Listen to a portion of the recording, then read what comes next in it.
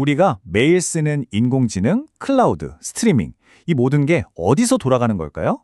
네, 바로 데이터 센터입니다. 우리 디지털 세상에 보이지 않는 심장 같은 곳이죠.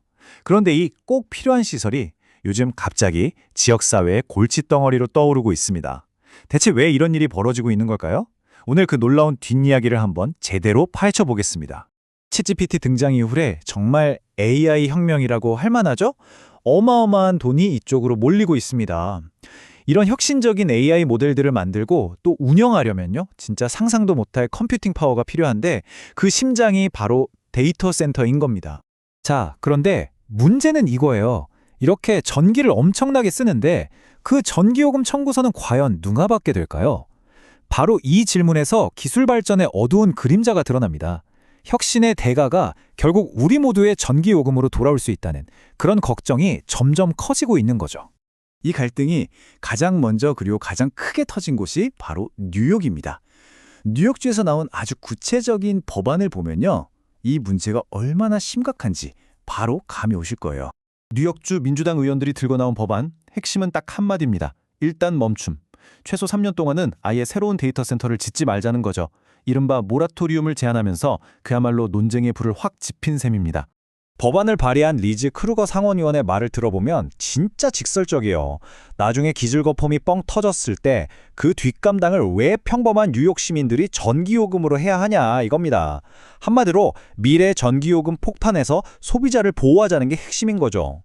그런데 이게 그냥 뉴욕만의 얘기가 아니라는 게 중요해요. 지금 보시는 것처럼 벌써 최소 6개 주에서 비슷한 움직임이 포착되고 있거든요. 이건 그냥 지역 민원 수준이 아니라 전국적인 현상으로 번지고 있다는 아주 강력한 신호입니다. 자, 그럼 이제 법안 이야기에서 한 걸음 더 들어가서요. 도대체 왜 전국적으로 이런 우려의 목소리가 나오는지 그 근본적인 이유를 한번 살펴보겠습니다. 이 흐름은 아주 간단하고 명확해요. 빅테크 기업들이 AI 인프라에 수십억, 수백억 달러를 쏟아붓고 있잖아요. 그럼 그 AI를 돌릴 데이터 센터가 당연히 더 많이 필요해지는 거죠. 결국 AI라는 디지털 혁신이 더 많은 땅, 더 많은 전기를 요구하게 된 겁니다. 그리고 이 반대 움직임이 이제는 아주 조직적으로 커지고 있어요. 그린피스 같은 유명한 단체를 포함해서 무려 230개가 넘는 환경 시민단체들이 힘을 합쳤습니다. 국가 차원에서 데이터 센터 건설을 멈춰달라고 요구하고 나선 거죠. 왜냐? 데이터 센터가 쓰는 어마어마한 양의 에너지와 물이 결국 우리 환경과 지역사회에 엄청난 부담을 준다는 거예요. 바로 이 지점에서 문제가 더 이상 남의 얘기가 아니게 됩니다. 여러 연구 결과를 보면요, 이게 결국 우리 집 전기요금 고지서에 직접적인 영향을 미칠 수 있다는 거거든요. 아주 현실적인 문제로 다가오는 거죠. 자, 이제부터가 이 이야기의 진짜 흥미로운 부분입니다. 이 문제가 정치적으로 아주 예상치 못한 연대를 만들어내고 있거든요. 전통적인 좌우, 진보, 보수 구도를 완전히 뛰어넘고 있어요. 먼저 진보 진영을 대표하는 목소리죠. 버니 샌더스 상원의원입니다. 그는 이 문제를 각 주에 맡길 게 아니라 아예 연방정부 차원에서 전국적으로 건설을 중단시켜야 한다, 이렇게 아주 강하게 주장하고 있습니다. 자, 그런데 정반대편을 한번 볼까요? 보수 진영의 거물 론 디센티스 플로리다 주지사입니다. 이분은 환경 문제보다는 아니, 어떤 첩보 때문에 우리가 왜 더 비싼 전기요금을 내야 돼? 이런 식이죠. 동기는 완전히 다른데 데이터 센터 멈춰라는 결론은 기가 막히게 똑같습니다. 이 지도를 보시면 정말 정치색의 의미가 없어 보이죠? 민주당 텃밭인 뉴욕, 버지니아부터 공화당의 심장부인 메릴랜드, 오클라호마까지 말 그대로 이념을 초월해서 데이터 센터에 대한 걱정이 퍼져나가는 걸 한눈에 볼 수 있습니다.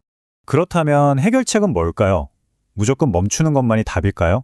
전면 중단 말고 다른 대안은 없는지 한번 살펴보겠습니다. 그렇다고 기술 발전을 무작정 막을 수만은 없는 노릇이잖아요. 그래서 뉴욕 주지사는 좀 다른 해법을 제시했어요. 건설 자체를 막기보다는 데이터 센터가 전력망을 업그레이드하는 비용처럼 자기들 때문에 발생하는 사회적 비용을 직접 내게 하자는 겁니다. 한마디로 돈 버는 사람이 비용도 내라 라는 수익자 부담 원칙을 적용하자는 거죠. 자, 오늘 우리는 AI 혁명이라는 화려한 무대 뒤에 숨겨진 거대한 딜레마를 봤습니다. 기술 발전은 필연적으로 엄청난 에너지를 필요로 하고 그 비용은 결국 사회 전체가 나눠져야 하는 상황이죠. 진보와 보수를 가리지 않고 터져나오는 이 반대 목소리는 이게 단순한 기술 문제가 아니라는 걸 명확하게 보여줍니다. 결국 마지막 질문은 이거인 것 같아요. 이 폭주하는 AI의 성장 속도를 우리의 현실적인 인프라가 과연 감당할 수 있을까요? 어쩌면 이건 이제 막 시작된 거대한 싸움의 서막일지도 모릅니다.